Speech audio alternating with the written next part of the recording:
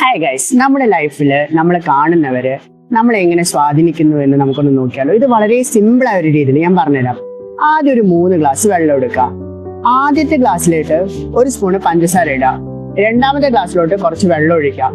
മൂന്നാമത്തെ ഗ്ലാസ്സിലോട്ട് കുറച്ച് ചളിയും കൂടെ ഒന്ന് ഡിസോൾവ് ചെയ്യാം.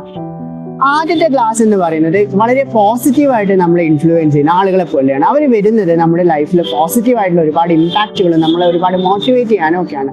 എന്നാൽ രണ്ടാമത്തെ ക്ലാസ്സിന്റെ കാര്യമാണെങ്കിൽ ചില ആളുകൾ നമ്മുടെ ലൈഫിലോട്ട് വരും, പക്ഷെ അവർ പോസിറ്റീവായിട്ടോ നെഗറ്റീവായിട്ടോ യാതൊരു തരത്തിലുള്ള ഇൻഫ്ലുവൻസോ ഇമ്പാക്റ്റോ നമ്മുടെ ലൈഫിൽ ഉണ്ടാക്കാറില്ല. അവർ വരുന്നു, അതേപോലെ പോകുന്നു. എന്നാൽ മൂന്നാമത്തത്, ഇതാണ് ഏറ്റവും വലിയ ടോക്സിക് ആയിട്ടുള്ള ആളുകൾ. ഇവർ വരുന്നു, അവരുടെ മാലിന്യങ്ങൾ മൊത്തം നമ്മളിലേക്ക് നിക്ഷേപിച്ചുകൊണ്ട് നമ്മളെയും കൂടെ മലിനമാക്കിയിട്ടാണ് ഇവർ നമ്മുടെ ലൈഫിൽ നിന്ന് കടന്നു പോകുന്നത്. ഇത്തരത്തിലുള്ള ആളുകളെ കുറിച്ച് നിങ്ങൾക്ക് എന്ത് തോന്നുന്നു? Let me know in the comments.